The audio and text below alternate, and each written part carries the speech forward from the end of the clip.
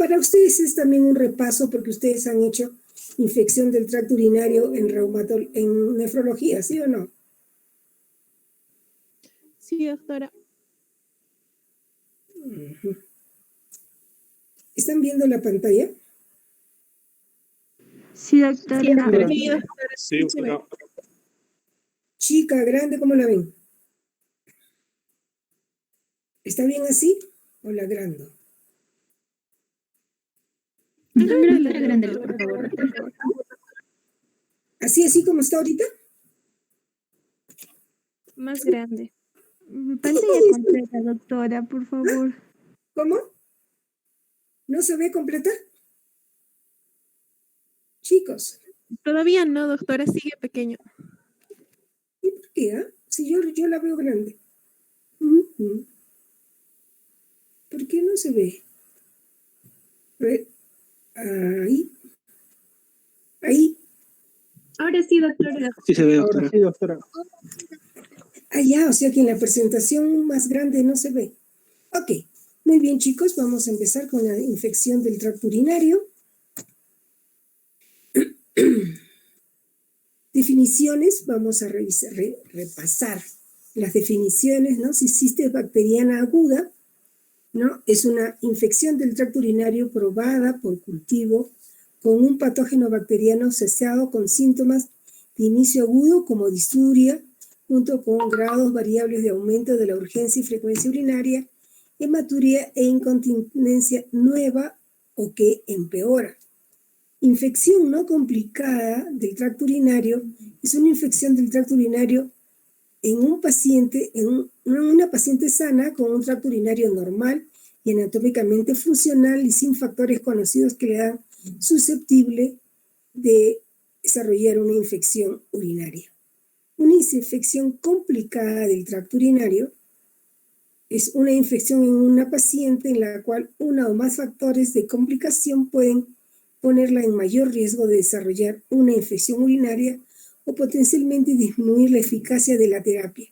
Dichos factores incluyen lo siguiente: anormalidad anatómica o funcional del tracto urinario, enfermedad por cálculos, divertículos, vejiga neurogénica, anfitrión inmunocomprometido, puede ser un diabético, un paciente con VIH, y bacterias multiresistentes. Doctora. Dime. Disculpe que le corte. ¿No está grabando la clase, por favor? Ay, gracias. Es que como teníamos que hablar de esas cosas sin grabar, porque hemos hecho travesuras que no están permitidas. Ahora sí. Entonces continuamos. En una infección recurrente del tracto urinario, 2 episodios separados probados por cultivo de cistitis bacteriana aguda o síntomas asociados dentro de los 6 meses o 3 episodios dentro de un año. Esto es importante para poder tomar en cuenta las infecciones del tracto urinario, ¿no? Algunos en sus casos que les hemos mandado creo que tienen infección urinaria, entonces pueden mirar si está en alguno de estos grupos, ¿no? Síntomas asociados dentro de los 6 meses o 3 episodios dentro de un año. Bacteriuria sintomática es la presencia de bacterias en la orina que no causan enfermedad ni síntomas. ¿Por qué? Ok, entonces, ¿cuál es la clínica? Tenemos infección urinaria baja, cistitis o uretritis, que te produce urgencia, disuria, polaquiuria, turbidez de la orina, hematuria y dolor suprapúbico. Esta cistitis generalmente es, como decía ahí, es no complicada y se da en personas jóvenes y está asociado clásicamente lo que se decía que era la infección de la recién casada, ¿no? Entonces, por mucho entusiasmo, ahora ya, antes era de la recién casada, pero ahora como todo el mundo tiene relaciones sin casarse, entonces ya no pega, ¿no? Infección urinaria alta, aquella que tiene fiebre, dolor en el ángulo renal, náuseas, vómitos. Los síntomas del tracto urinario inferior pueden o no estar presentes. Algunos pacientes se quejan de dolor en epigastrio o la parte inferior del abdomen. Entonces, en infección urinaria tenemos que ser precisos exactamente porque la persona te va a decir que le duele todo el momento. Y dense cuenta que aquí hay náuseas y vómitos, ¿no? Que complican ya la infección. Entonces, las infecciones de las vías urinarias son una de las causas principales de ingresos hospitalarios y se asocian a una morbimortalidad significativa y a una carga económica elevada. La mayoría de las infecciones de las vías urinarias se adquieren en el ámbito extrahospitalario, el 57.4%, y el 35.6% asociadas a la atención sanitaria y el 7% son hospitalarias. Las infecciones de las vías urinarias complicadas se producen en pacientes con anomalías anatómicas funcionales de las vías urinarias o las que se presentan asociadas a enfermedades significativas o se realiza una intervención quirúrgica importante. La bacteria Escherichia coli es la vedette acá. Es el agente causal más frecuente de infecciones complicadas de las vías urinarias, siendo responsable del 60 a 80% de las infecciones de vías urinarias extrahospitalarias y más o menos el 50% de las infecciones de las vías urinarias hospitalarias. ¿Quién me dice por qué es la Escherichia coli la más frecuente? ¿A alguien se le ocurre? ¿Alguien sabe?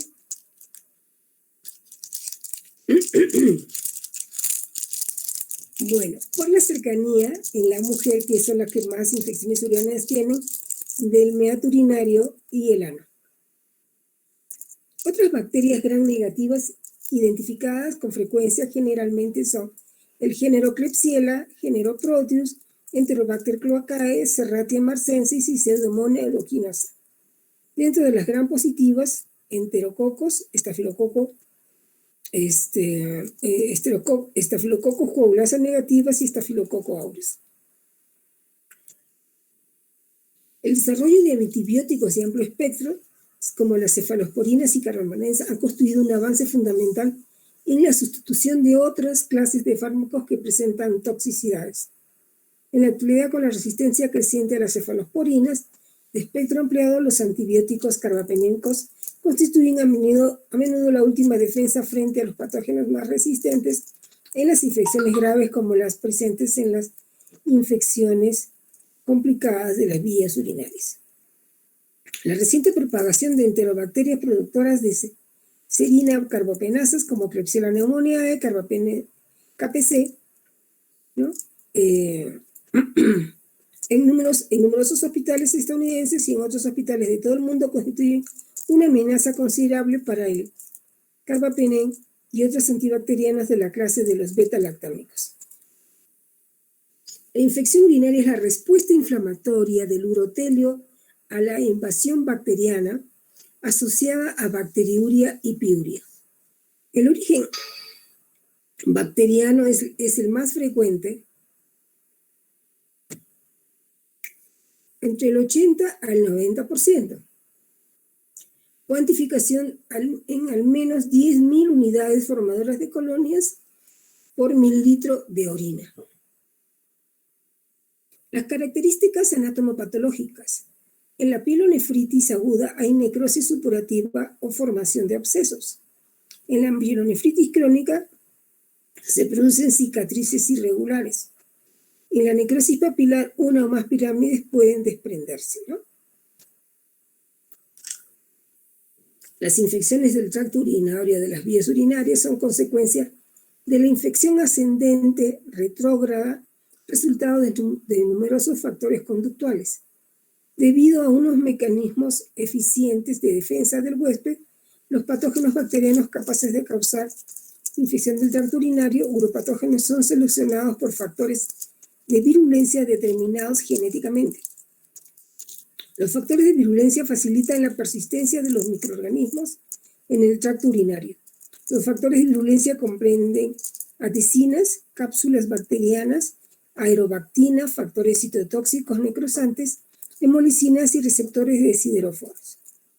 En los tractos urinarios funcional y estructuralmente comprometidos hay un menor requerimiento de factores de virulencia para producir infección. Las defensas del huésped. Los mecanismos no inmunitarios, especialmente la actividad antibacteriana de la orina, el flujo de la orina, son muy eficaces en la reducción de la frecuencia de la infección del tracto urinario. La inmunidad adaptativa, tanto de los mecanismos mediados por anticuerpos como celulares, tiene un papel protector limitado. La inmunidad innata basada en las células uroepiteliales y a la respuesta de los microbios adherentes refleja un reconocimiento complejo y una respuesta proinflamatoria reactiva que consta de múltiples citocinas y células inflamatorias. La respuesta citoquímica protectora está determinada genéticamente e influye sobre el espectro de los resultados desde la bacteriuria sintomática a la nefropatía supurativa. Sexo puede provocar cistitis. Las relaciones sexuales favorecen la entrada de bacterias. El sexo supone un traumatismo sobre la vagina y la uretra. Los anticonceptivos orales debilitan la mucosa vesical. Los preservativos modifican la mucosa de la vagina y la vejiga. Higiene íntima adecuada, vaciar la vejiga antes y después del coito. Eso tienen que comentarle a sus amigas, ¿no? Higiene íntima adecuada. Y la higiene íntima no es estar usando muchas cosas que puedan tener antibióticos ni nada. La mejor higiene íntima es agua y jabón. Bañarse y ya está. Hacer la vejiga antes y después del coito es bastante importante. La cistitis y los arándanos. Realizar un tratamiento preventivo con arándano rojo americano, dicen muchos que minimiza la incidencia de la bacteria Escherichia coli sobre las vías urinarias. Las proantocianidas del arándano rojo americano evitan que el antígeno flagelar H de la bacteria se adhiera a las paredes de la vejiga, impidiendo la formación de cúmulos de bacterias imposibles de eliminar mediante la orina. Estudios realizados con diferentes productos en miles de individuos, principalmente mujeres con infecciones recurrentes, la mitad de los individuos recibió placebos y la otra mitad arándanos. En todos los estudios realizados, los pacientes que recibieron arándanos o derivados no mostraron diferencias significativas con los que recibieron placebo. Entonces, eso es lo que dicen los estudios, a pesar que los que venden arándanos dicen que es buena, ¿no? Pero ya vemos que los estudios no demuestran que sea mejor que nada.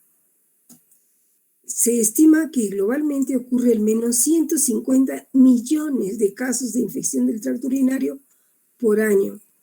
Y en Estados Unidos, 7 millones de consultas son registradas. No. Afectan mayoritariamente a la mujer. Entre 1 a 30% de mujeres experimentan un episodio de infección del tracto bajo a lo largo de su vida. Un 25 a 30% de las mujeres que han padecido un episodio agudo desarrollan infecciones recurrentes, 3 episodios de infección del tracto por año. Entonces, por ejemplo, este tipo de cosas epidemiológicas uno puede revisar del sistema cuántas personas tuvieron infecciones urinarias y qué características tuvieron. Escherichia coli es el organismo infeccioso más frecuente. E. coli y otras bacterias resistentes son más abundantes en la infección relacionada con la atención sanitaria en comparación con la infección en la comunidad. Las bacterias resistentes son más abundantes en la ITU complicada. La bacteriuria sintomática es común y de escasas consecuencias, excepto en unos pocos grupos. Las ITU se dan en el 1 a 2% de los lactantes, aproximadamente en el 5% de las niñas y en el 0,5% o menos de los niños, de los varones. La lesión renal se relaciona con el reflujo vésico-uretral que se da en el 30 a 50% de los niños de edad preescolar con infección.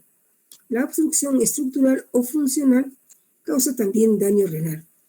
Cuando ustedes tienen un niño con infección urinaria, tenemos el 95% que ese niño tiene una anomalía anatómica, hablando de un varoncito.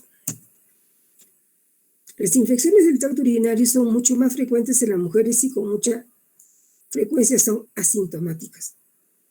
Hasta el 60% de las mujeres tienen ITU sintomáticas durante su vida y el 10% de las mujeres tienen un ITU cada año. Yo no habré tenido ITUs hace muchos años. Habré tenido en lo que va de mi vida 3 veces, creo. Imagínense. Del 2 al 5% de las mujeres tienen ITU recurrentes con una predisposición genética. La ITU en los varones es infrecuente, pero se asocia con frecuencia a anatomía estructural o funcional. La infección renal rara vez causa nefropatía terminal sin otra afección de base. O sea que una infección urinaria en un hombre se tiene que profundizar el estudio, ¿no? Del 1 al 5% de las consultas en atención primaria de la salud, del 2 al 3% de las consultas en servicios de urgencia, 22% del total de las infecciones, la incidencia aumenta con la edad, cistitis 0,5 episodios por persona al año, la pielonefritis son 30 a 40 casos por 10.000 habitantes, 5 veces más frecuente en mujeres. La prevalencia aumenta con la edad y varía según el sexo. Mujeres, frecuente en primer año, de 20 a 40 años, y posmenopausia. O sea, en el primer año de vida, entre los 20 y 40 años, y las posmenopáusicas. 50 a 60% de las mujeres tendrán al menos una ITU durante su vida. El 33% de las mujeres menos de 24 años tendrá un episodio de ITU. Y 25 a 35% de todas las mujeres entre los 20 y los 40 años. Los varones tienen menor incidencia que mujeres y esto es igual a partir de los 65 años. ¿Por qué? A ver, ¿quién dice por qué aumenta a partir de los 65 años en los hombres? Doctora, ¿puede ser por la hiperplasia benigna de próstata, que es un factor también para el desarrollo de infecciones en el útero? Exactamente por eso, ¿no? Por la próstata que aumenta y produce un cuadro obstructivo. 10% de los pacientes sometidos a sondaje vesical presentan ITU transitorio. Nosotros, cuando ustedes ponen una sonda vesical, a las 48 horas, eso ya está colonizado. Ya está colonizando, o sea, ya está empezando, ya puede, de colonización ya puede pasar a infección.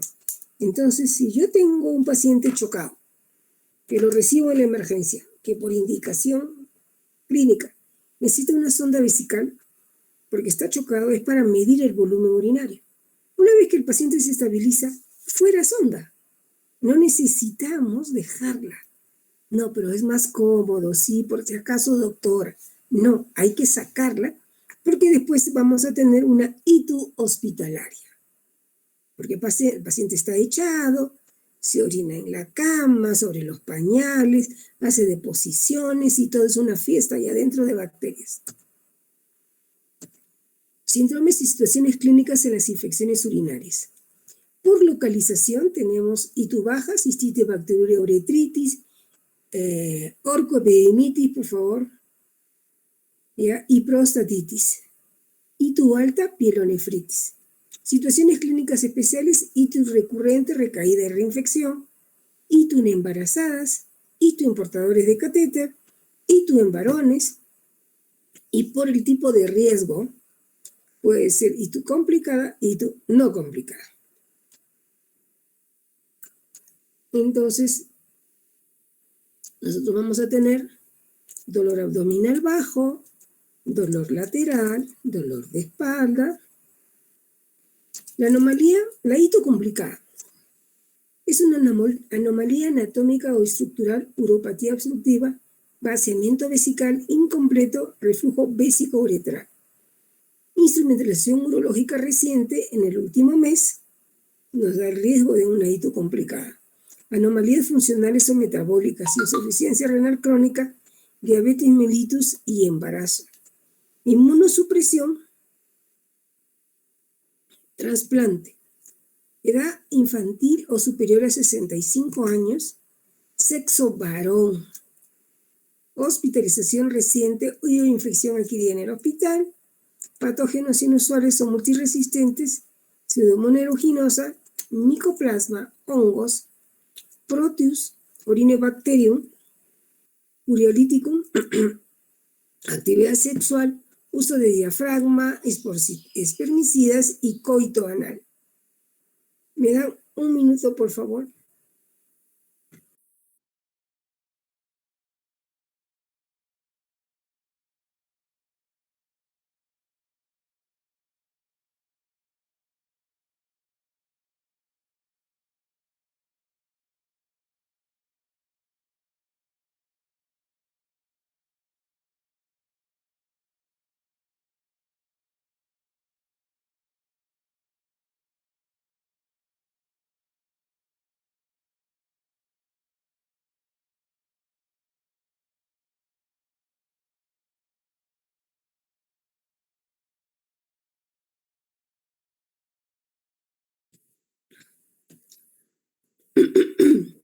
Disculpen la tos.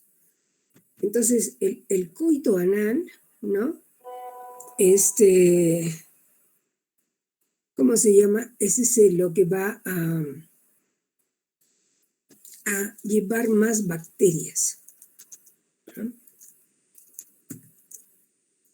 Riesgo de etiología distinta a E. coli y puede haber resistencia en una ITU complicada. La etiología, ¿no?, de las infecciones urinarias. Nosotros tenemos los uropatógenos. La E. coli, como estábamos diciendo, es el 70% en la cistitis en forma global.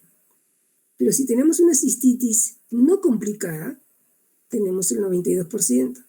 En una ITU complicada baja el 51%, en una ITU por sonda 32% y una prostatitis el 80%.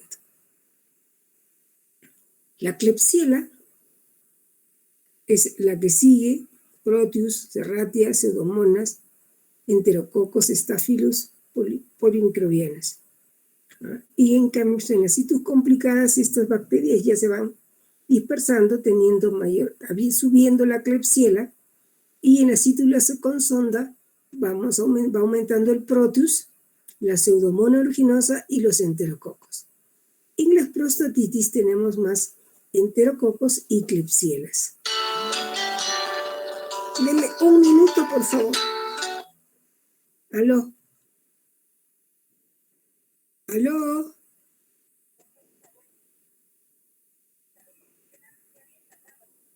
¿Con quién hablo?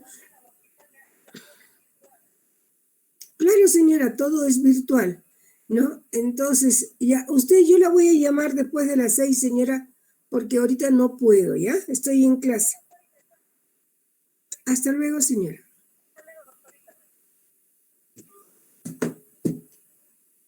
¿Ok? Entonces, ahí va, de esta manera van variando la etiología de acuerdo a los diferentes tipos de cistitis. ¿No? Esos son los que más tenemos. Los predictores de clínicos de infección del tracto urinario, tenemos los síntomas y signos: disuria, probabilidad 1,5%, frecuencia para el orinar es del 24,6%, ausencia de flujo vaginal 3,1% y ausencia de irritación vaginal 2,7%. Pensar siempre que en las mujeres jóvenes esto se va a confundir cuando hay problemas vaginales. Hematuria, por eso le ponen ausencia. Hematuria 2%, dolor lumbar 1,7%, hipersensibilidad en el ángulo costovertebral 1,7%, ausencia de disuria 0,5%, secreción y flujo vaginal y irritación vaginal. Diagnóstico de cistitis aguda no complicada. El diagnóstico se sospecha con la clínica en el 80-90% de los casos.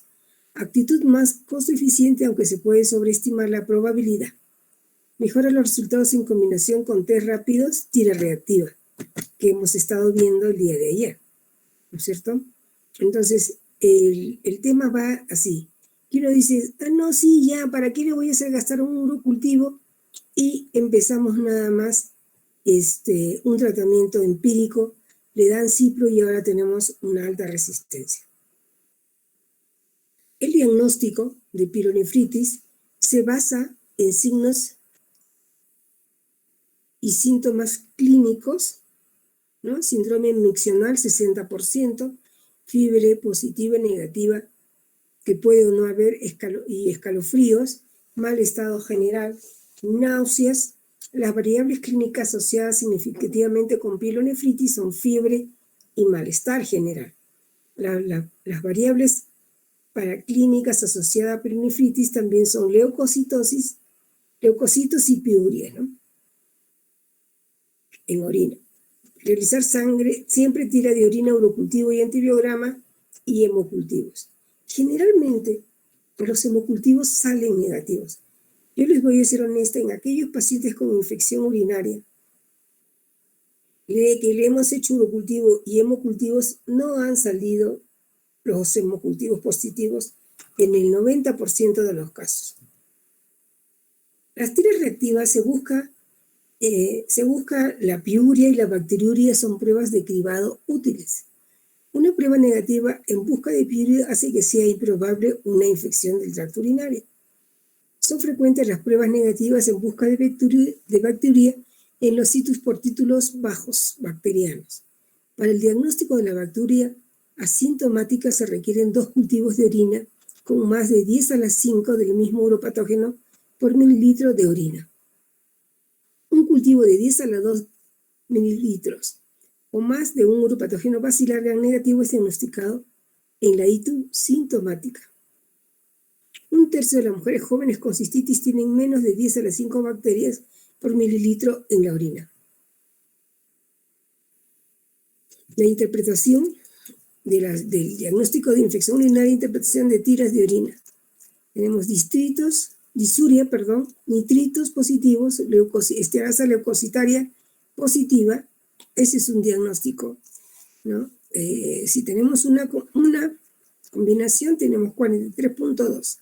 Si tenemos 2 de ellos, 68.8. Pero si tenemos 3, tenemos el 89,1% de que eso es una infección urinaria y de una infección no complicada.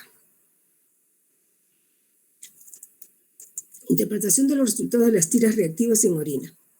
Si nosotros tenemos nitritos positivos y esterasa leucocitaria positiva, diagnóstico de ITU, tratamiento justificado con un valor predictivo positivo del 95,8%.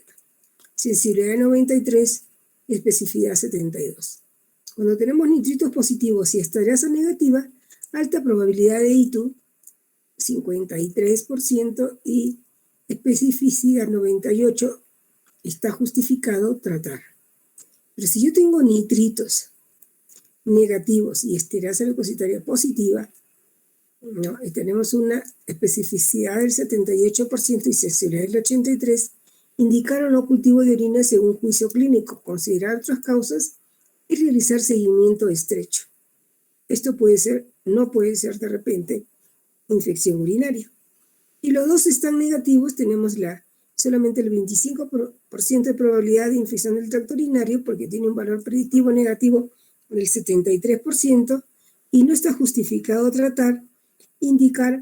Se puede indicar un cultivo si hay demasiados síntomas aparentemente, ¿no? ¿Cuándo realizar un urocultivo en ITU pre y post tratamiento? Síntomas de infección del tracto urinario o tira reactiva en orina negativa, fracaso terapéutico, bacteriuria sintomática, ITU sintomática en pacientes con sonda vesical, ITU recurrente, ITU en embarazadas, ITU en varones, ITU en lactantes, neonatos, varones y niños. Existencia de factores de riesgo para ITU complicada, sospecha de pielonefritis, prostatitis, orcoepidemitis, sospecha de sepsis urinaria, antecedente de hospitalización reciente o instrumentalización. Normas básicas para el tratamiento empírico en ITU: diferenciar ITU no complicada versus complicada, tratamiento empírico, cubrir gérmenes más habituales, preferencia por pautas cortas, objetivo curar hito o evitar recurrencias, tener en cuenta el mapa de resistencia de la zona, no usar un fármaco si la resistencia local supera el 20%, preservar fluoroquinolonas y cefalosporinas de tercera generación. Preservar, dice, pero ya no sirve. La mayor parte de los pacientes tienen resistencia.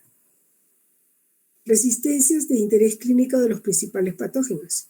La Escherichia coli, esta es ya resistente a quinolonas y betalactámicos.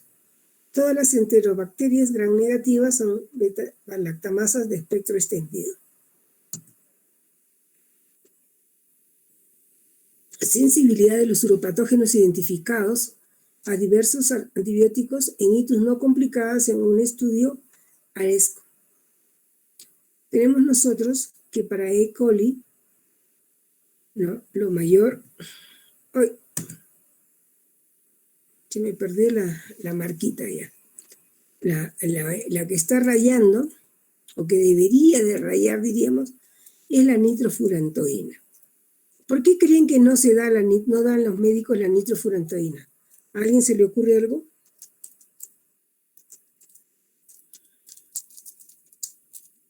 Mira que es la más sensible. Nada. Para no crear resistencia de la bacteria, doctora.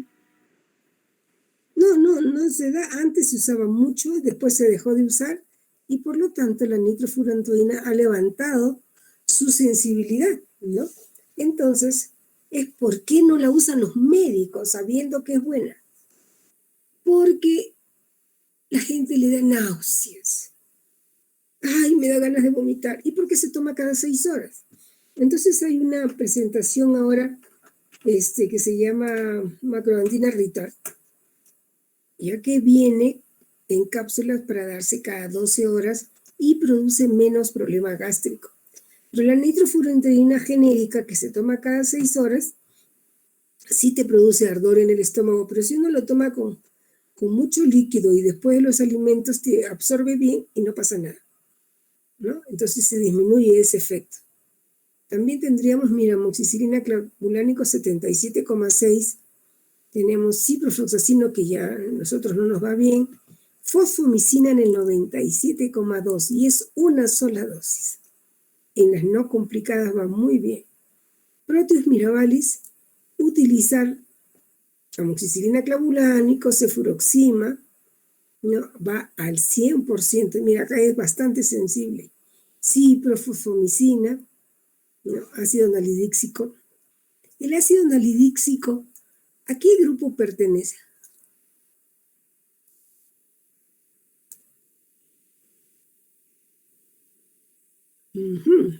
Voy a anotar pregunta de examen. Yo les dije que les iba a soplar. Ácido nalidíxico. Ok, ya está anotado. Entonces, y así nosotros vamos teniendo la sensibilidad en las situs no complicadas, las bacterias son menos resistentes. 784 mujeres con itus baja no complicada entre 18 y 65 años. Resistencia de bacterias por beta-lactamasas de espectro extendido. Tenemos enzimas productoras de bacilos gram negativos, tenemos E. coli, Klebsiella, Proteus, Enterobacter, Pseudomonas. Inactivan a la mayoría de los bacterolactámicos, cefalosporinas, penicilinas, monobacterias. Menor sensibilidad de otros antibióticos, aminoglucósidos, tetraciclinas, sulfas y quinolonas. Factores de riesgo.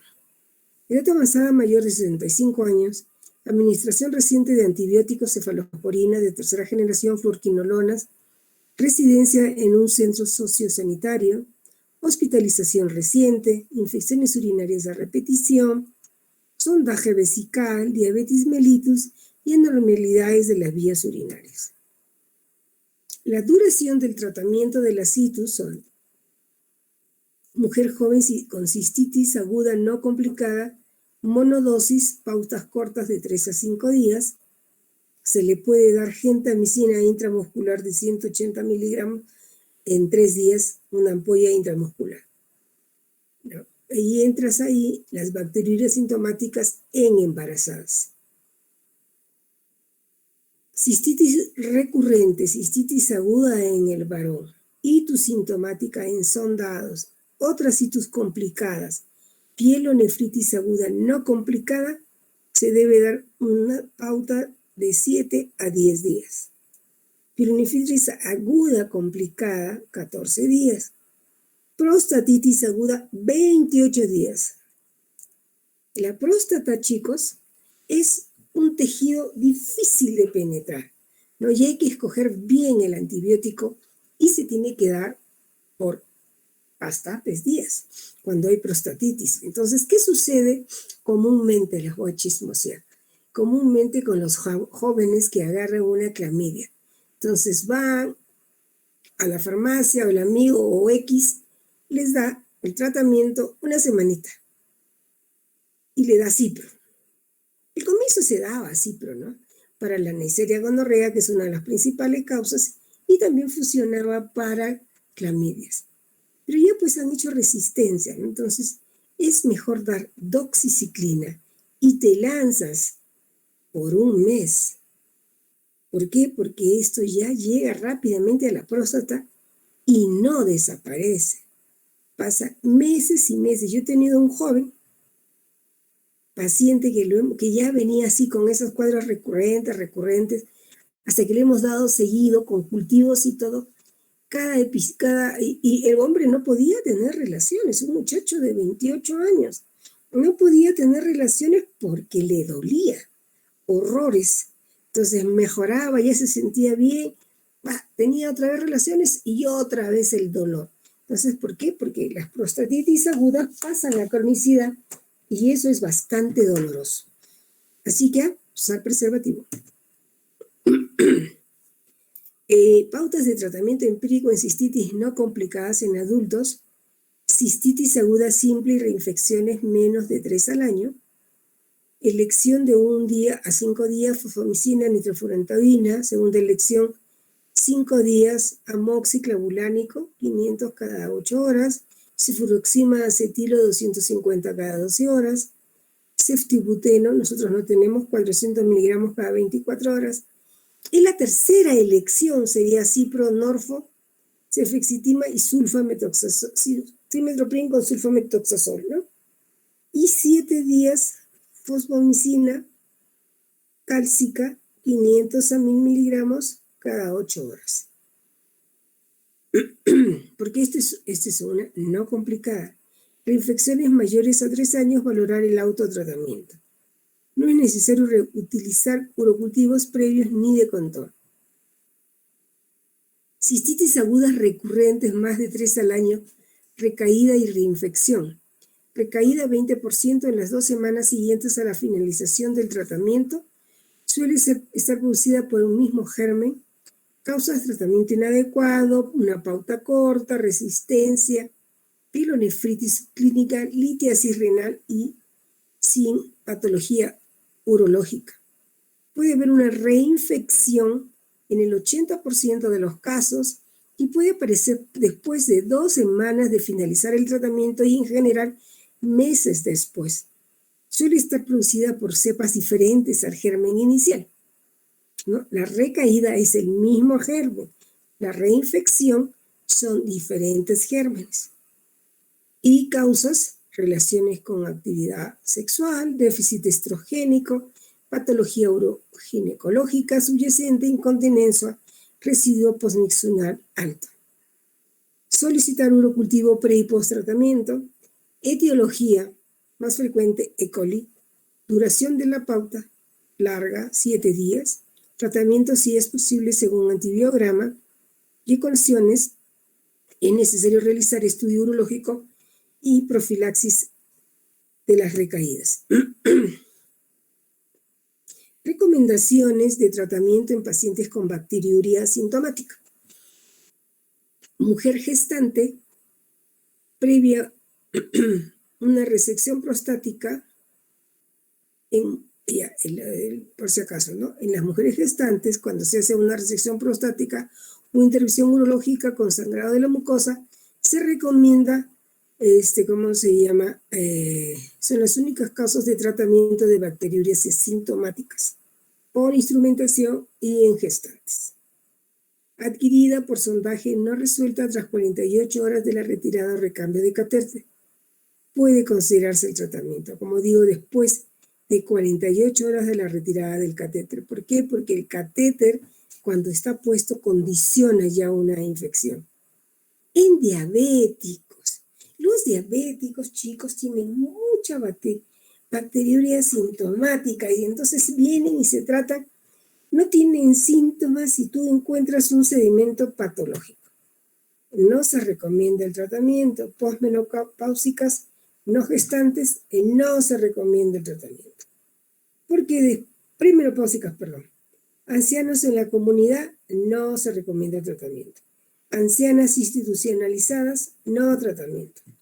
Cuando hay lesión medular que nos va a llevar a una vejiga neurogénica, no se da tratamiento. Inmunodeprimidos trasplantados, incluido el renal, no se recomienda tratamiento. Y sondajes y dispositivos urológicos, no se recomienda tratamiento. Todo esto estamos hablando de bacteriuria asintomática. ¿Ok? ¿Alguna pregunta, comentario hasta aquí? Nada, vamos. Y tú en embarazadas. Incidencia entre el 8 y 15%. Mayor riesgo a partir de la sexta semana. El pico máximo está entre las 22 y las 24 semanas.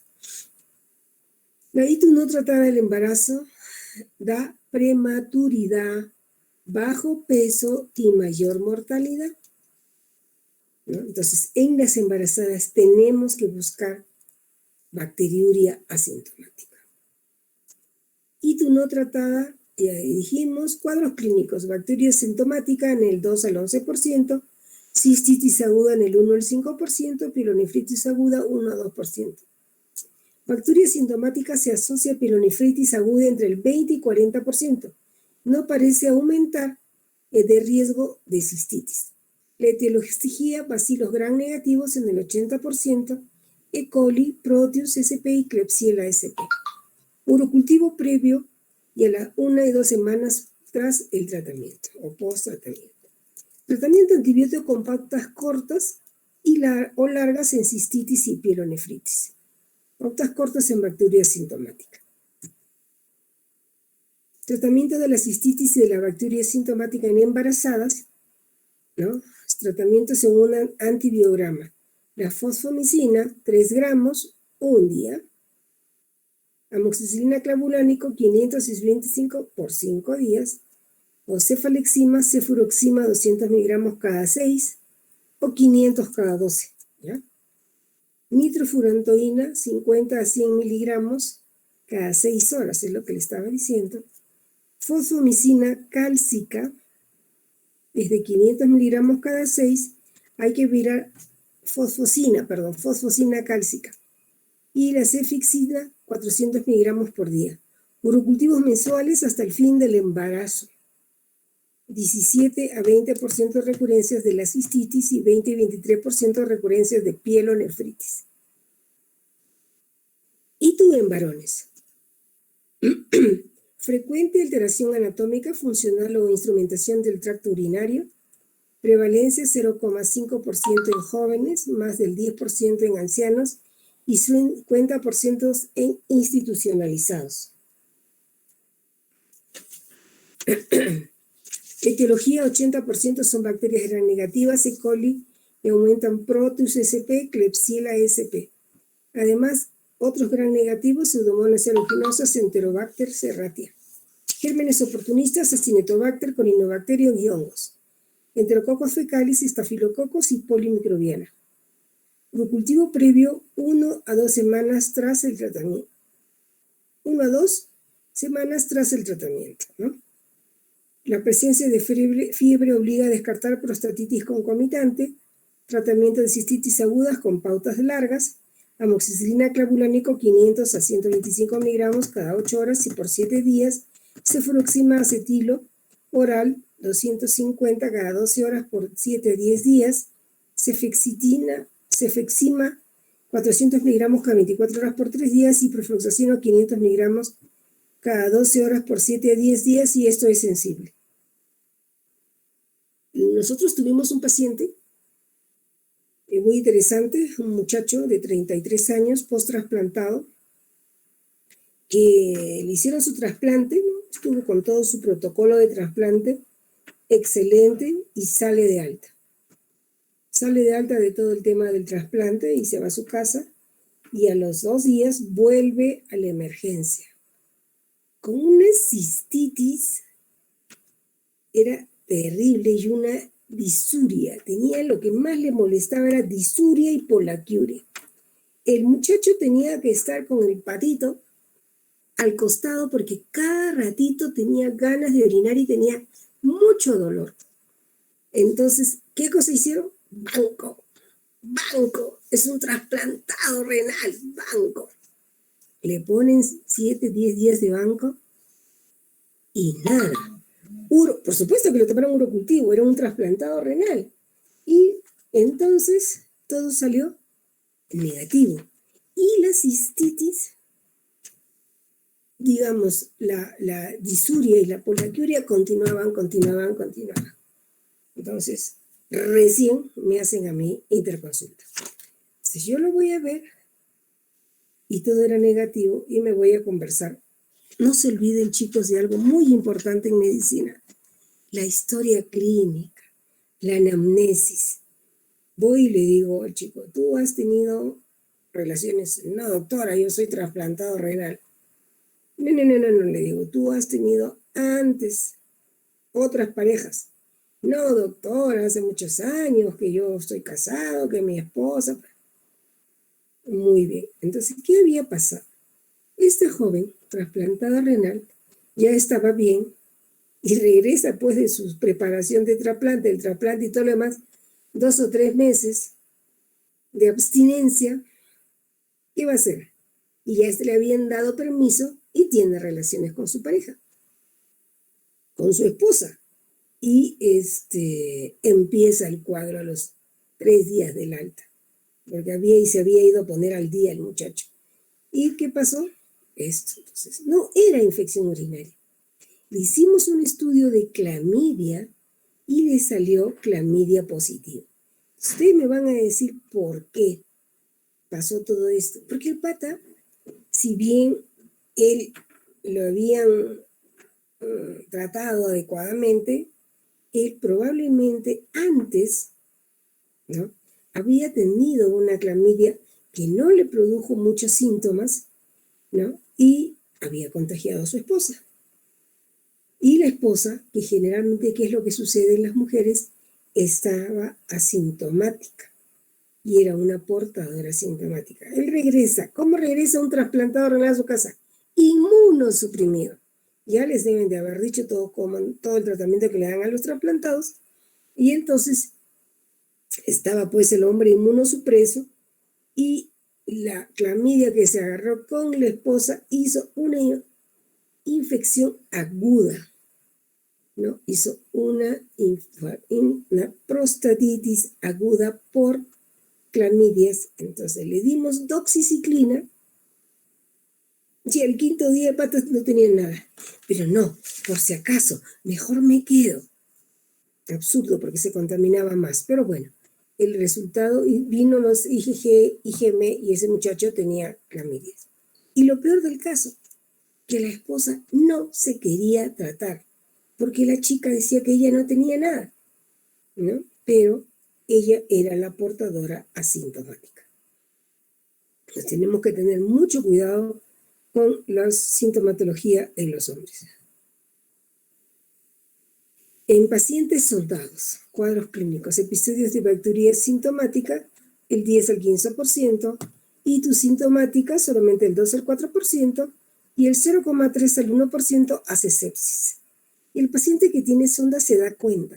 Está con su sonda ahí, no le molestará un poco, pero no tiene síntomas. Cuando ya tiene molestias, ya te dice, doctora, me está doliendo el abdomen bajo, me está doliendo la cintura, ¿no? El otro día hemos tenido un paciente en clase.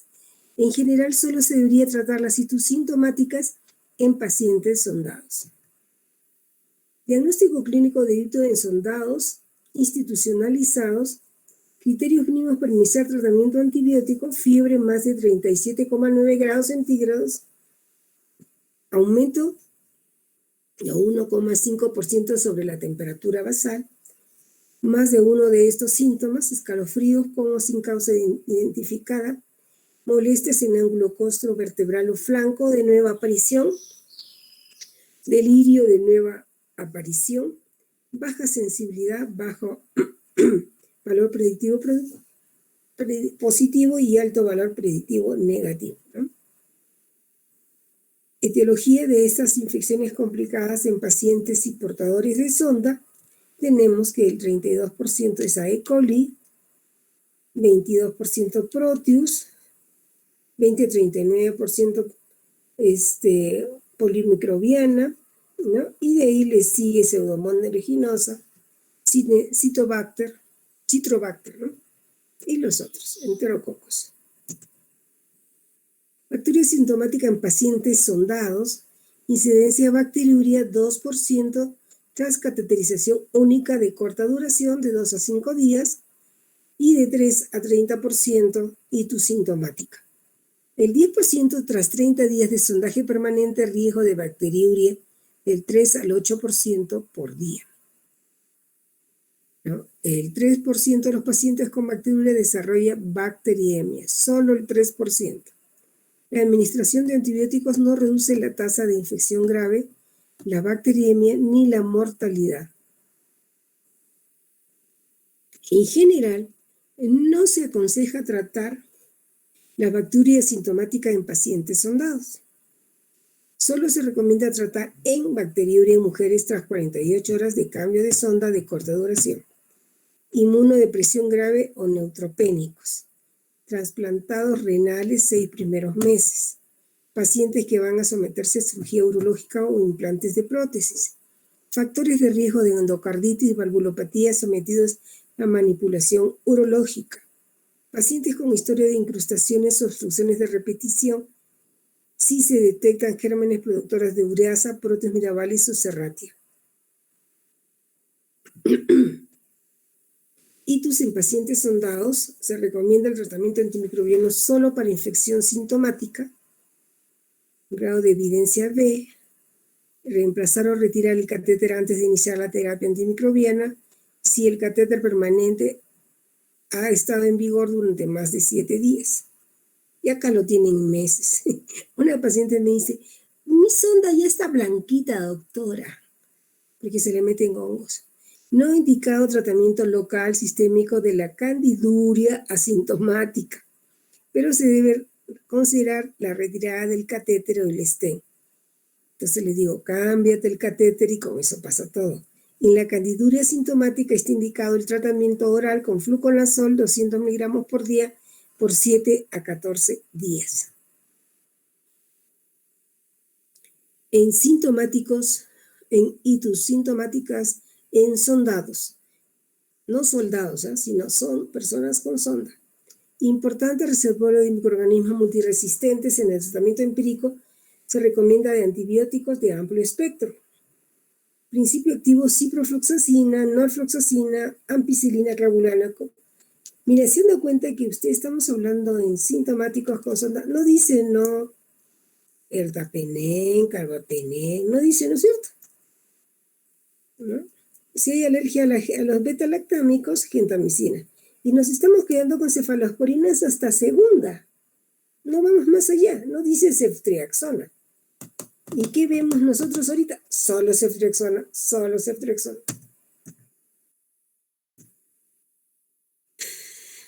Hospitalizados: ceftazidima, ya es otro tema. Hospitalizados: ceftazidima, Astrionan más o ampicilina, 1 gramo cada 8, piperacilina, taxobactam, 4 gramos endovenoso cada 6 horas u 8, carbapenem, meropenem o imipenem, ceftazidima más aminoglucósido, amicacina, 15 miligramos por día endovenosa. Profilaxis antibiótica de ito en procedimientos diagnósticos y tras sondaje vesical. Cistoscopía: no se recomienda la profilaxis antibiótica rutinaria. Procedimientos urodinámicos tampoco. Sondaje vesical único no se recomienda la profilaxis antibiótica en la cateterización única. Sondaje vesical prolongado no se recomienda la profilaxis antibiótica rutinaria. Si consideren aquellos pacientes con riesgo de presentar complicaciones, inmunocomprometidos, pacientes de reflujo vesiculetral, neutropénicos u otras inmunosupresiones, trasplantados renales, diabéticos, cirrosis hepática y el antibiótico fosfomicina bioral en monodosis. La profilaxis en procedimientos diagnósticos, pacientes con patología cardíaca con riesgo de endocarditis bacteriana, no existe evidencia científica de su eficacia. Cistoscopía, urodinamia, biopsia o resección transuretral de próstata, instrumentación uretral o litotripsia, histerectomía, parto vaginal, aborto, colocación de un DIU. Uso de drogas por vía parenteral, colocación, esto es indicación de quimioprofilaxis con ampicilina intramuscular 2 gramos más gentamicina 30 minutos antes del sondaje.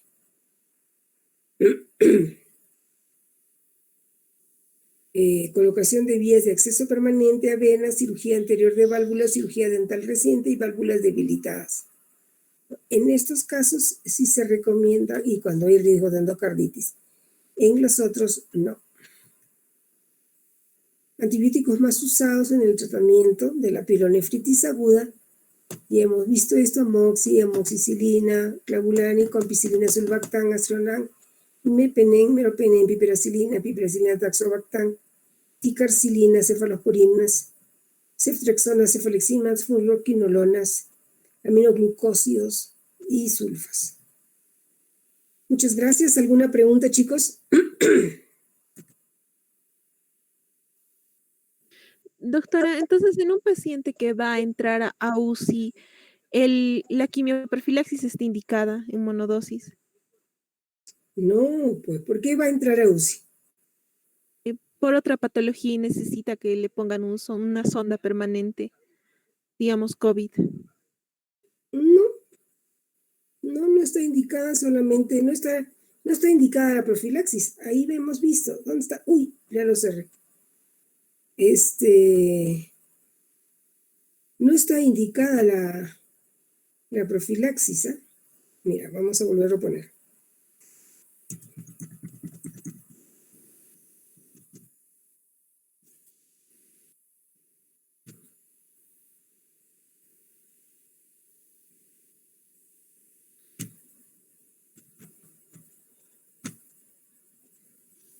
¿Ves la pantalla? No, doctora, lo dejo de compartir. Ah, se fue.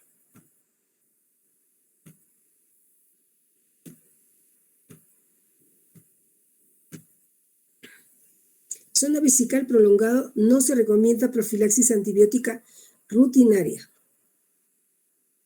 Inmunodeprimidos, pacientes de reflujo neutropénicos, trasplantados renales, en esto sí.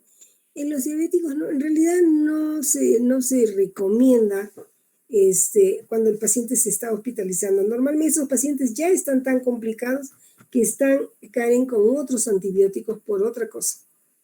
Y entonces el antibiótico va en general para todo, ¿no? Entonces no se recomienda como profilaxis, porque ya el paciente está entrando por otra patología, ¿ya? ¿Alguna pregunta más? Muy bien. Si no hay más preguntas, avanzaremos. ¿Qué les parece?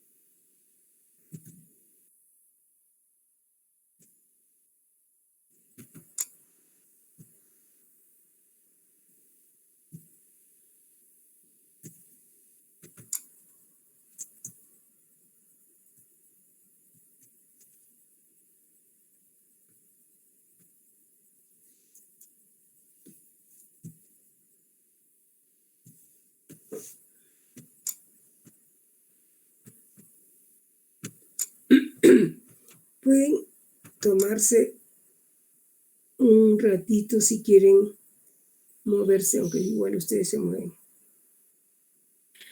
¿Dónde lo puse? Acá está.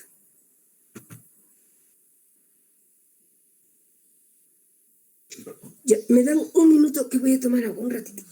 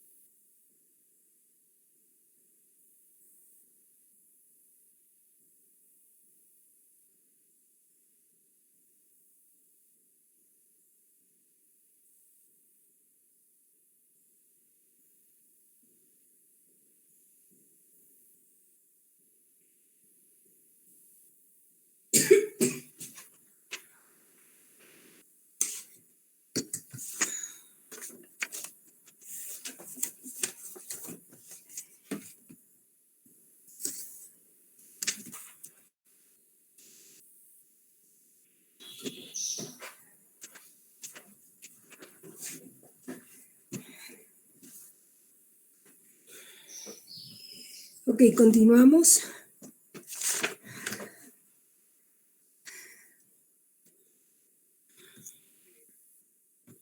¿Están ahí o ya se fueron? Doctora, seguimos aquí. Aquí estamos, doctora. Seguimos, doctora. Seguimos acá, doctora. Estamos, doctora. Estamos, doctorita. ¿Ah? ¿Qué dices?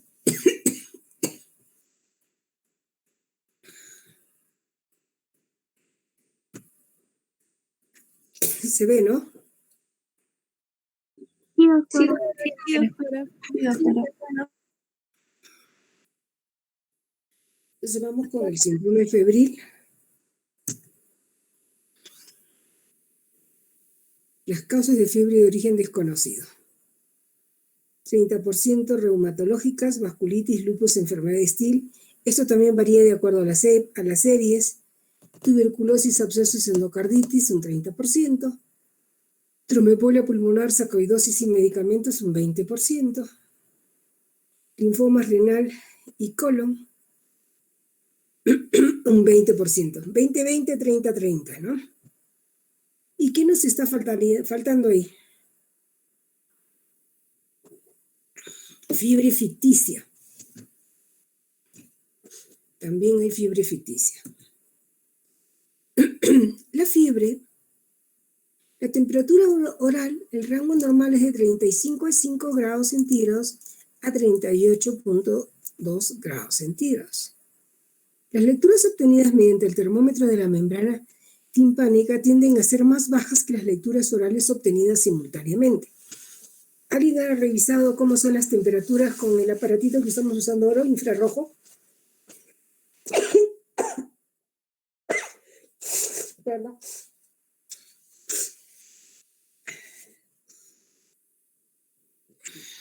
Nada, no han visto nada. Aunque los instrumentos sean adecuados, tienden a dar lecturas muy inconstantes que se relacionan poco con las lecturas orales o rectales obtenidas simultáneamente. La termometría de la arteria temporal usando una tecnología infrarroja similar a las mediciones de la membrana timpánica se ha polarizado, sin embargo, y hay pocos estudios sobre la precisión de estos nuevos aparatos de termometría. La técnica de control de la temperatura cutánea mediante cristales sensibles a la temperatura incorporados en tiras plásticas colocadas en la frente no tienen sensibilidad para detectar la elevación de la temperatura interna. Esto más que se usa en bebés, ¿no? Ahí están ustedes estudiando para el examen. Los estudios han demostrado de manera uniforme que las mediciones de la temperatura axilar no reflejan la temperatura interna y difieren bastante de las temperaturas rectales. La detección, ¿cuánto es la diferencia entre la temperatura oral y rectal?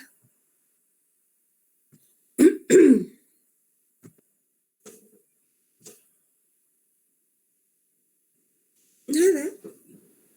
¿Nadie habla? Es 1 grado centígrado, doctora. ¿Cuánto? ¿Cuánto dijiste? No te escuché. Es 1 grado mayor, doctora. 1 grado centígrado más. Muy bien.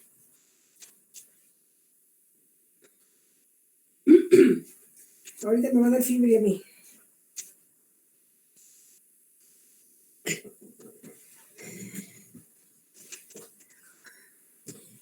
La detección de la fiebre y de la hipotermia por palpación es igual de insensible.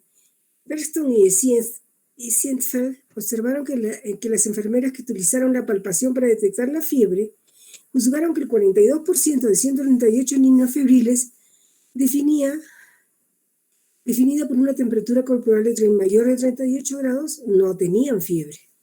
Simplemente estaban calientitos. Mediante esta misma técnica se juzgó que solo el 1,8% de más de 1,000 niños afebriles tenían fiebre, ¿no? En una evaluación de la capacidad de las madres para evaluar la temperatura de sus hijos por palpación, Banco y Beltri encontraron madres que tenían una sensibilidad de 73,9% y una especificidad del 85,6% para detectar la temperatura. Hay estudios solamente sobre temperaturas, ¿eh? Cuando comienzas a medir la temperatura de diferentes sitios, diferentes personas y en diferentes horarios, ¿no? Y se hace toda una curva. Entonces nosotros tenemos los tipos de fiebre, ¿no? Terciana simple, cuartana simple y terciana maligna. ¿De qué cosas son esas temperaturas? ¿Alguien se acuerda? Ay, chicos, están tocando el timbre, no hay nadie, creo. Denme un ritito, ¿ya?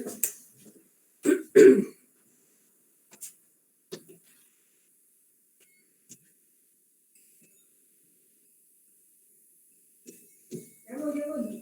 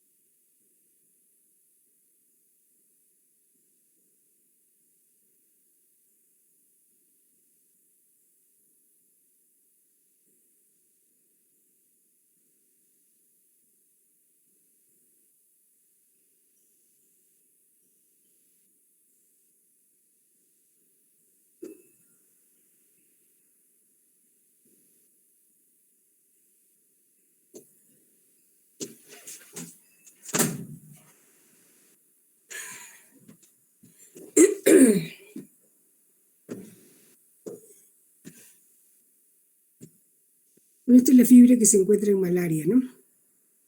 Y tenemos la disociación pulso-temperatura, donde la temperatura se eleva y el pulso no. ¿Alguien se acuerda en qué se presenta?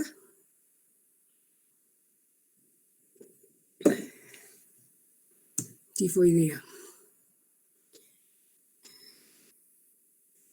Y la primera era la malaria. Y la segunda... ¿Qué? Pero no era la malaria de la fiebre terciaria cuaternaria.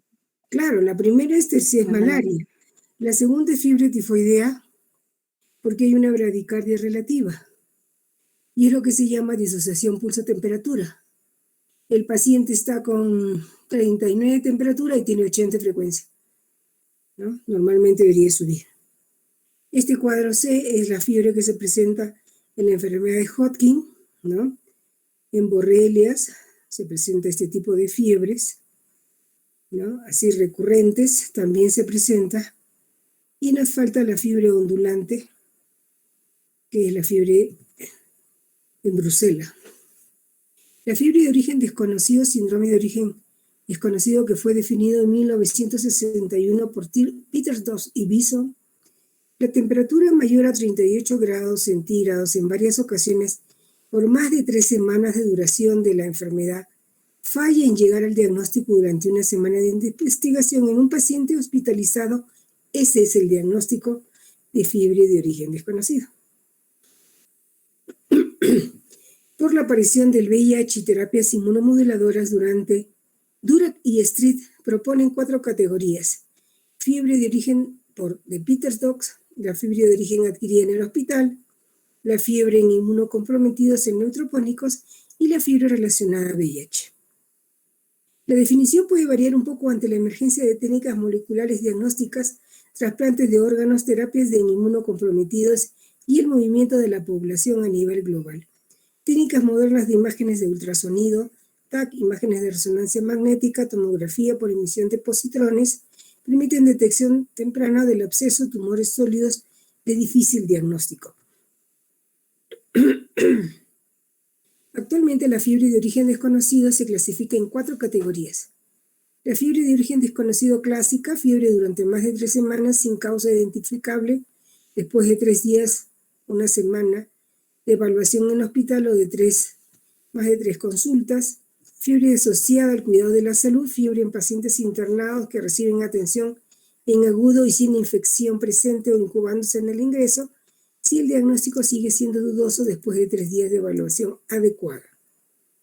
Fiebre de origen desconocido inmunodeficiente, fiebre en pacientes con neutropenia y otras inmunodeficiencias, si el diagnóstico sigue siendo dudoso después de 3 días de evaluación adecuada, incluso cultivos negativos después de 48 horas.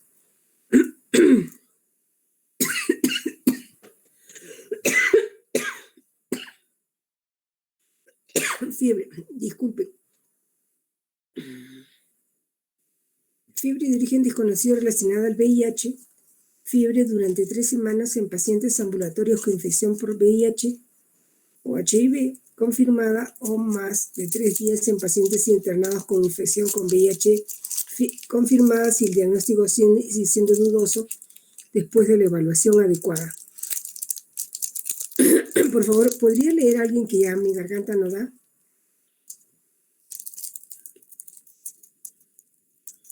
Yo, Ok. Lee, por favor. Ok, Benjamín, gracias. Etiología. Las infecciones, 25-50%, son la causa más común de fiebre de origen desconocido.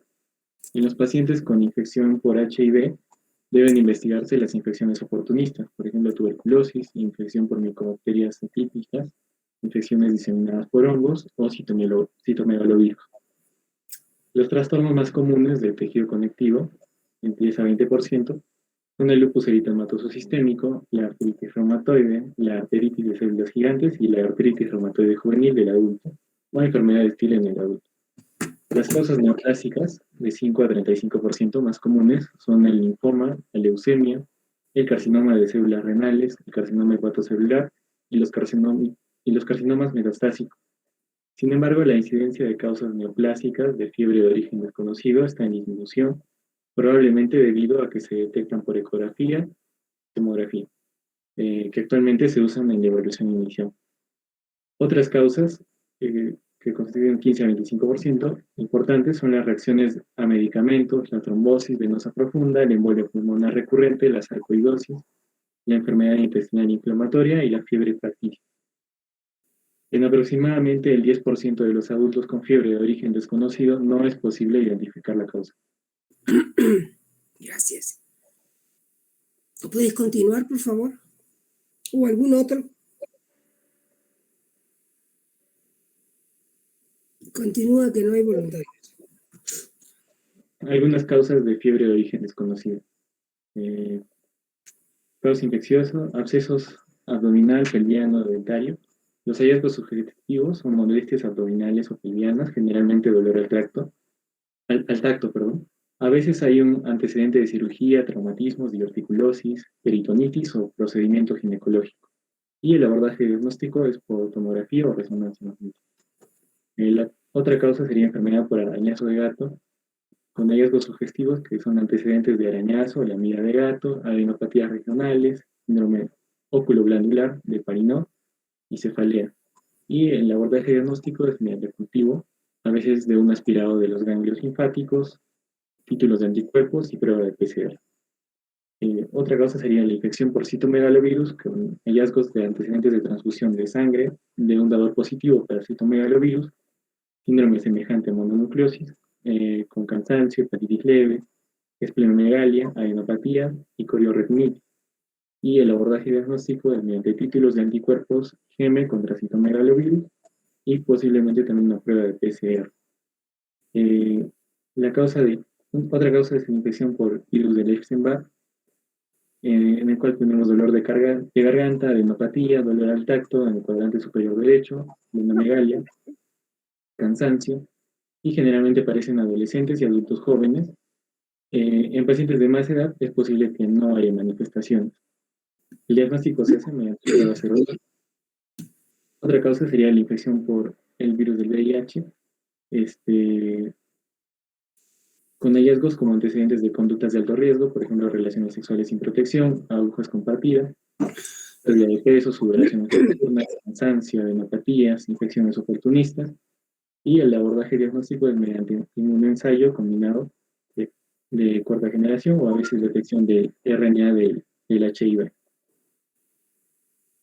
Bueno, serían en otras causas. No veo cuál es la causa en el último cuadro, doctora, en la última fila. Sí, pues porque ustedes no ven esa parte. Si yo lo agrando. ¡Ay! Se salió, ¿no es cierto?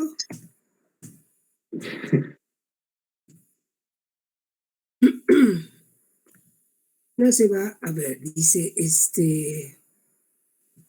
ahí se ve mejor, no, igual. Hay antecedentes de factores de riesgo, enfermedad cardíaca estructural, válvulas protésicas y enfermedad periodontal. Catéteres venosos. Ok, muchas gracias, Benjamín. Entonces aquí tenemos un cuadrito, ¿no? En el cual las causas más frecuentes son las infecciones, ¿no? Y en la década del 50 también infecciones, y siguen siendo las infecciones más frecuentes, teniendo neoplasias, enfermedades de tejido conectivo, y las no diagnosticadas y las variables, ¿no? En los 80, infecciones va a la cabeza, pero ya en el 90 ya va aumentándose las misceláneas y las infecciones comienzan a bajar. Ok.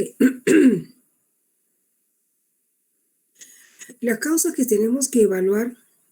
¿Quién quiere continuar, por favor? Yo, doctorita. Ok, por favor, continúa. Bueno, doctora, dentro de las causas tenemos a la ingesta de fármacos en los últimos 60 días, también a viajes fuera de su zona, a exposición profesional, exposición al sol, vacunas, exposición a enfermedades de transmisión sexual, incluyendo los factores de riesgo de la infección por el virus de la inmunodeficiencia humana, VIH. También tenemos los factores que afectan al estado inmunológico, como la quimioterapia, uso de corticoides, tratamiento con inmunomoduladores, tumores malignos hematológicos, trasplante de órganos o de células madre y asplenia funcional o anatómica. También tenemos las valvulopatías, incluidas las prótesis valvulares, tenemos o antibióticos, tenemos la exposición reciente a personas enfermas o con fiebre, exposiciones a ambientes salvajes o rurales, insectos, artrópodos y animales salvajes. Tenemos la exposición a aguas de lagos, arroyos u océanos. También los hábitos y exposición respecto a animales y mascotas.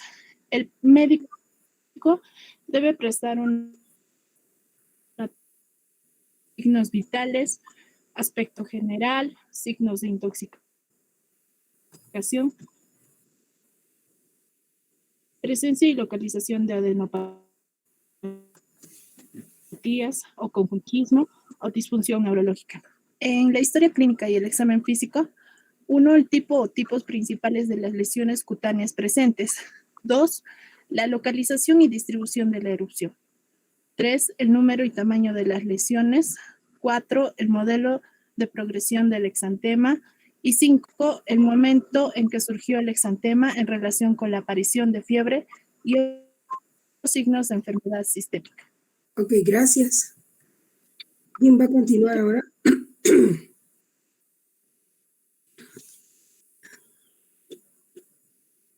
Yo, doctorita. Ok, Yoshimar, continúa, por favor. Ok, bueno, en esta tabla dice el diagnóstico final en pacientes mayores frente a pacientes más jóvenes con fiebre de origen desconocido. En el diagnóstico vemos, ¿no?, las infecciones, tumores y otros. Dentro de las infecciones podemos ver que 33 que son menores a 65 años, que corresponde al 21%, y mayores a 65 años son 72, que corresponde al 35%. Las infecciones, dentro de las infecciones, los abscesos viene a ser 6, menores a 65 años, y mayores a 65 años son 25. Endocarditis, menores a 65 años son 2 y mayores a 65 años son 14.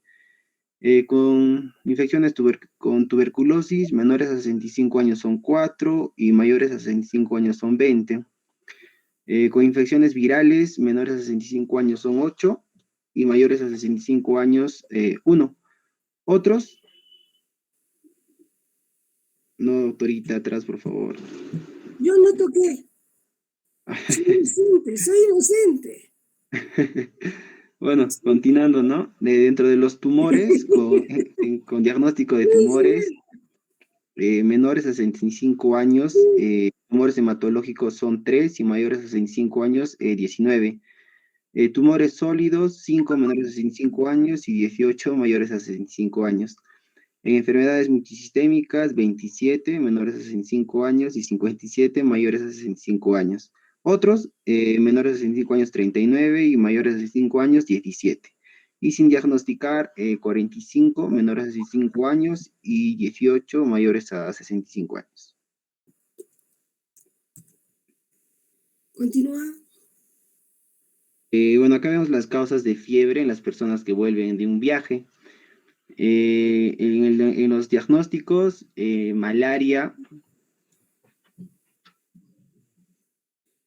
malaria 32 con Macklin y Coles.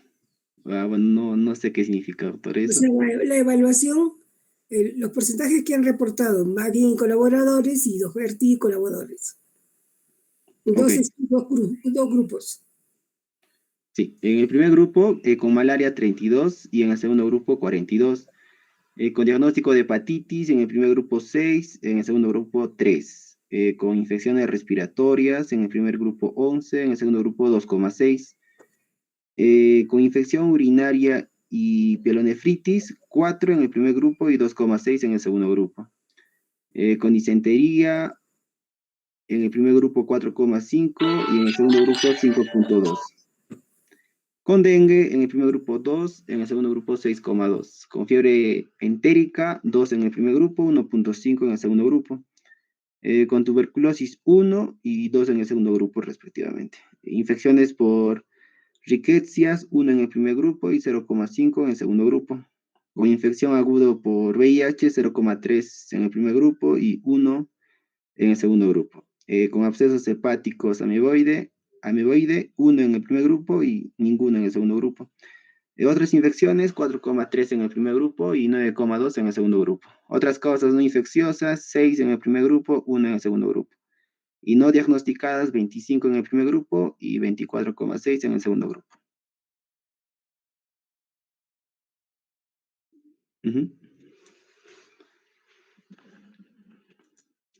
Causas posibles de fiebre en pacientes con neutropenia que no responden a los antibióticos de amplio espectro. Bueno, aquí están podemos ver las causas y la frecuencia aproximada en pacientes de alto riesgo. Con infecciones micóticas sensibles al tratamiento empírico, 40%. Infecciones micóticas resistentes al tratamiento antimicótico empírico, 5%. Infecciones bacterianas, entre ellos con focos crípticos, biopelículas y microorganismos resistentes, 10%. De causa de Toxoplasma gondii, micobacterias o patógenos exigentes como la Legionella, Mycoplasma, Clamidia, Pneumoniae o Bartonella, 5%. De causas infecciosas virales, el herpesvirus, el citomegalovirus, el virus de Epstein-Barr, virus de herpes zóster humano tipo 6, la varicela zóster, virus de herpes simple, entre otras, 5%. De causas de enfermedades de injerto contra huésped después de un trasplante de células madre hematopoyéticas, un 10%.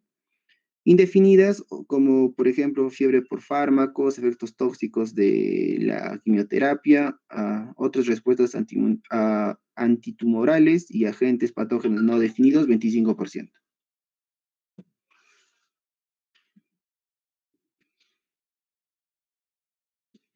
Continúa, doctorita.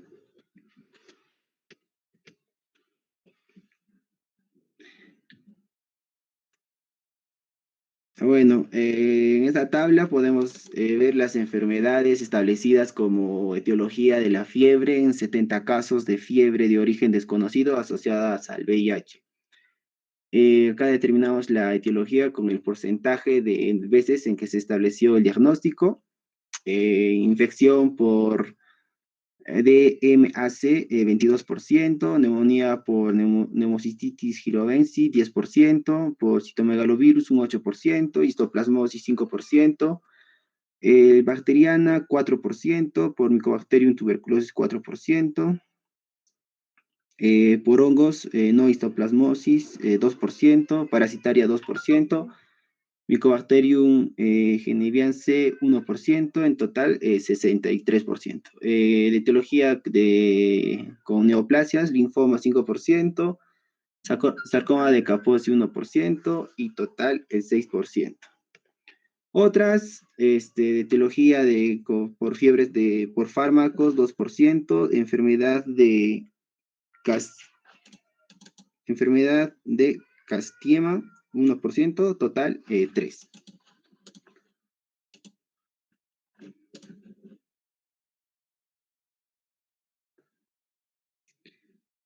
Siguiente, doctorita.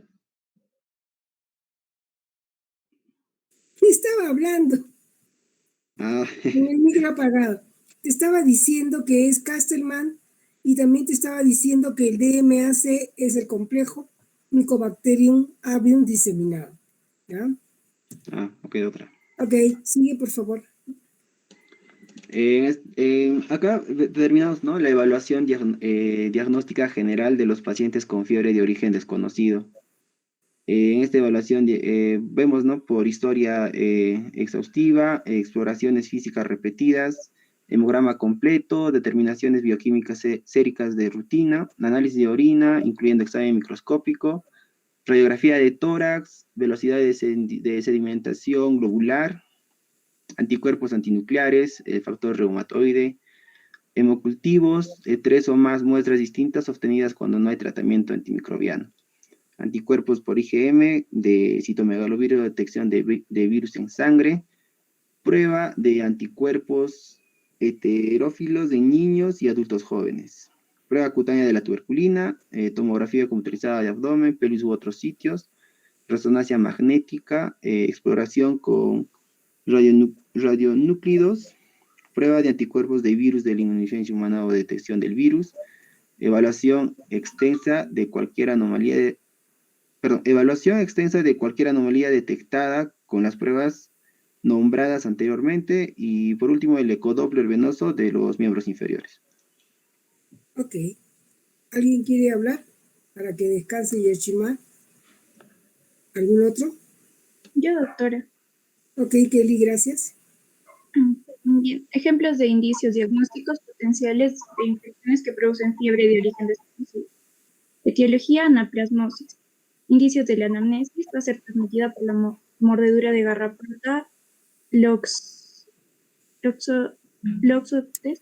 asociada a actividad Ixodes, gracias, asociada a la actividad al aire libre en la región central del norte y del este de Estados Unidos. En los indicios de la exploración física se presenta fiebre, cefalea, artralgia, mialgia, neumonitis, trombocitopenia, linfopenia y elevación de enzimas hepáticas. En la etiología de babesiosis, en los indicios de anamnesis tenemos que va a ser transmitida por la mordedura de la garrapata y Ixodes, asociada a la actividad al aire libre en la región noreste de Estados Unidos. La exploración física se tiene artralgias, mialgias, bradicardia relativa, hepatoesplenomegalia, anemia, trombocitopenia y elevación de enzimas hepáticas. Etiología de bartonelosis. En la anamnesis se encuentra un viaje reciente a los Andes, fiebre aloroya, Bartonella barsiliformis, población sin hogar en entorno urbano, considerando la Bartonella quintana, o arañazo de gato infectado o abandonado, considerando la Bartonella genselae. En la exploración física se tiene la conjuntivitis, dolor retroorbitario, dolor peritibial, exantema macular, lesiones nodulares en placa y o linfopatía regional. La etiología de blastomicosis. En la anamnesis se tiene el contacto con tierra en los valles de los ríos de Mississippi y Ohio, el río San Lorenzo en Nueva York, Canadá, los grandes lagos de Norteamérica o exposición a perros infectados. La exploración física se encuentra artritis, neumonía atípica, nódulos pulmonares y o síndrome de dificultad respiratoria del adulto brusco, lesiones cutáneas verrugosas, nodulares o ulcerativas y prostatitis. La etiología de brucelosis. La anamnesis se encuentra asociada a contacto o consumo de productos de cabras, cerdos, camellos, yaquis, búfalos o vacas infectadas y a trabajo de matadero. La exploración física se encuentra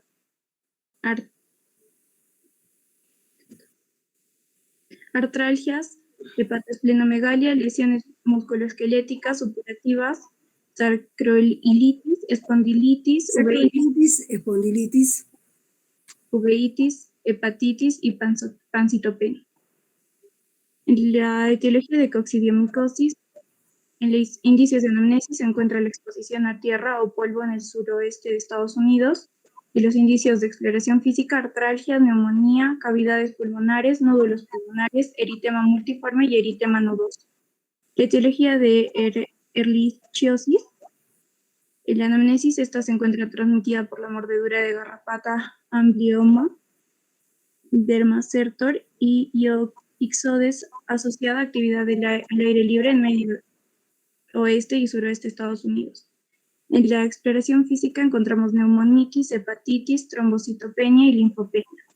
La etiología, enfermedad de Whipple por Troperima Whipple. Esta en la anamnesis es posible asociación a aguas residuales, y en la exploración física se encuentra diarrea crónica, artralgia, pérdida de peso, mala absorción y malnutrición.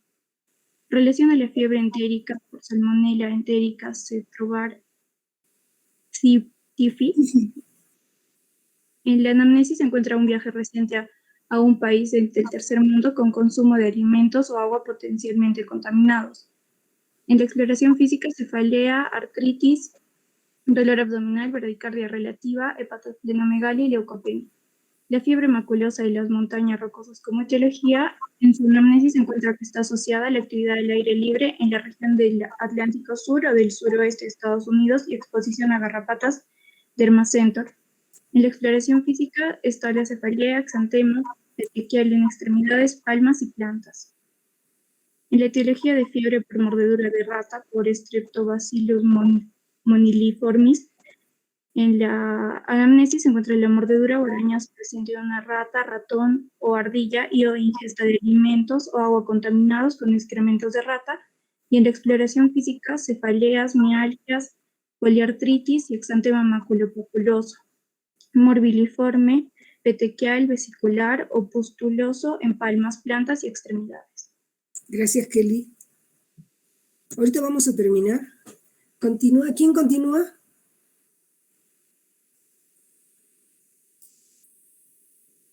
De 99 personas, ¿nadie más quiere leer? Karen, Adriana. Liz, ok, Liz, lee, por favor. En cuanto a la fiebre por Coxiella burnetii, está asociada a trabajo de granja, veterinario, de maderero, consumo de leche no pasteurizada y contacto con cabras, ovejas y vacas infectadas. Produce neumonía típica, hepatitis, hepatomegalia, bradicardia relativa y esplenomegalia. Referente a la fiebre recurrente por Borrelia recurrentis, está asociada a la pobreza, hacinamiento, condiciones higiénicas pésimas por piojos o acompañadas por garrapatas, sobre todo en el Gran Cañón. Nos va a producir una fiebre alta con escalofríos, cefalea, delirio, artralgias, mialgias y hepatoesplenomegalia. Referente a la histoplasmosis, está asociada a la exposición a excrementos de murciélago o de aves en gallineros o cuevas en la región que rodea los valles de los ríos Chio y Mississippi. Esta nos va a producir una cefalea, neumonía, cavidades pulmonares, úlceras mucosas, adenopatía, eritema nodoso, eritema multiforme, hepatitis, anemia, leucopenia y trombocitopenia. Referente a la leishmaniasis, enfermedad visceral, esta está asociada a un viaje reciente a zonas endémicas del mosquito Phlebotomus. Esta nos va a producir una hepatoesplenomegalia, linfadenopatías, hiperpigmentación de la cara, de la mano, del pie y o de la piel abdominal. Referente a la leptospirosis, esta se va a dar por una exposición laboral de trabajadores en alcantarillas, en campos de arroz, caña de azúcar y madereros, deportes acuáticos y exposición al agua contaminada o a perros infectados.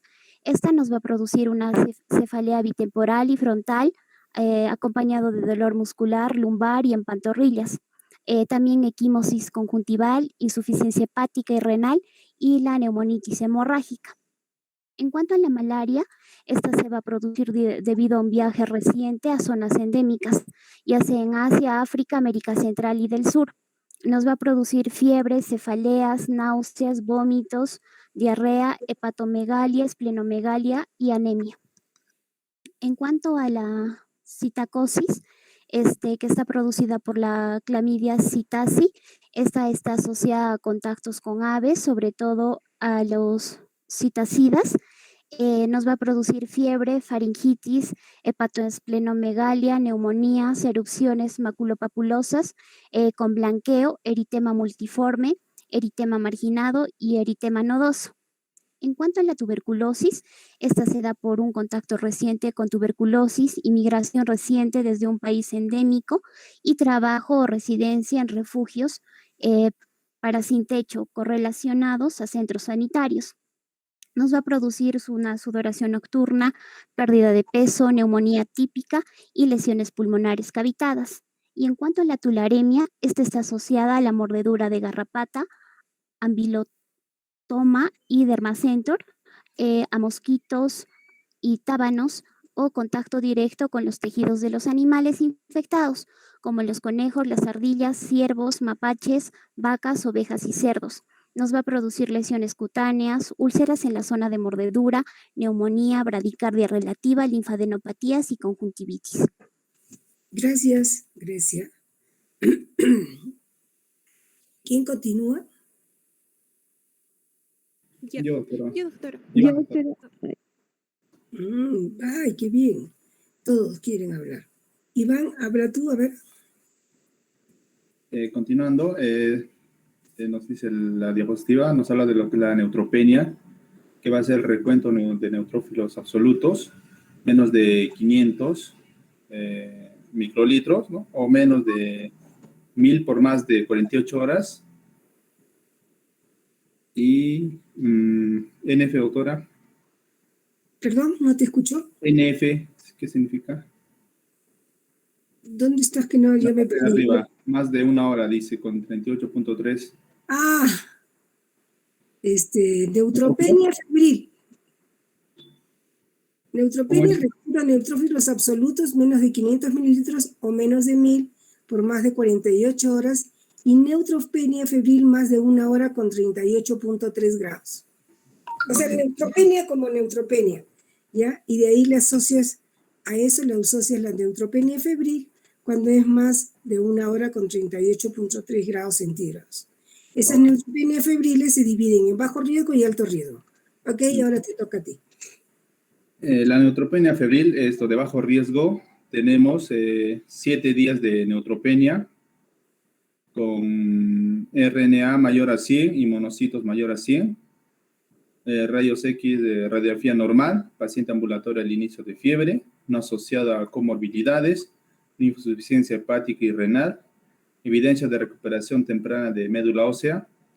En el alto riesgo tenemos lo que es uno de mayor a 7 días de RNA menor a 100 después de quimioterapia, comorbilidades, incluyendo lo que es la hipotensión, la neumonía, el nuevo inicio de dolor abdominal o cambios neurológicos. Ok, gracias, Iván. Y este es alto riesgo asociado a hospitalización y bajo riesgo cuando el manejo es ambulatorio. Entonces, la neutropenia febril de bajo riesgo le damos amoxicilina, clavulánico más ciprofloxacina, 500 cada 12 cuando está en su casa. Moxifloxacina, 400 vía oral por diarios. Alérgicos a penicilina, clindamicina, 300 cada 6 horas. No dar amoxicilina, clavulánico a los alérgicos a penicilina. Y cuando el paciente tiene alto riesgo, damos actividad antipseudomona, piperacilina, taxobactam, cefepine, 2 gramos cada 8 horas, meropenem, imipenem, o sea, se puede dar cualquiera de estas, ¿no? Si hay hipotensión o neumonía, asociar un aminoglucósido, vancomicina cuando se asocia a catéter, bacteremia, celulitis o cultivos a gram positivos. Entonces, sí, nosotros tenemos que tomar cultivos en todas estas oportunidades. ¿Alguna pregunta, chicos, hasta acá? Sí, doctora, disculpe, en relación a la neutropenia febril de bajo riesgo nos indica que debe existir una neutropenia. ¿Hay un valor específico para la neutropenia en este caso? Claro, es neutropenia, son todos los recuentos de neutrófilos absolutos menos de 500 microlitros o menos de 1000 por más de 48 horas, ¿no es cierto? Y le da, con si tiene fiebre. Entonces, el tema es de bajo riesgo si la neutropenia tiene menos de 7 días de duración. ¿Entiendes? Esa es la diferencia. Y es de alto riesgo cuando tiene más de 7 días de duración y menos de 100 después de quimioterapia. Menos de 100 leucocitos. Entonces, la diferencia es el tiempo. Si el paciente sigue con neutropenia y le da fiebre, entonces pasa a ser de alto riesgo y lo tienes que hospitalizar. ¿No? Gracias, doctora. No tiene comorbilidades, no tiene insuficiencia hepática y la evidencia de recuperación temprana de la médula ósea. Muy bien, chicos. Yo creo que nos quedamos acá, ya faltan 8 minutos. Si no hay más preguntas.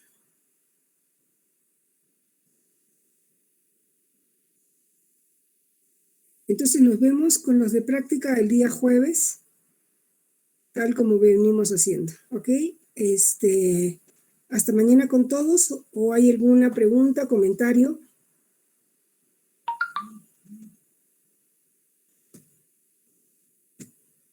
Creo que no, doctor. Ok, muchas gracias.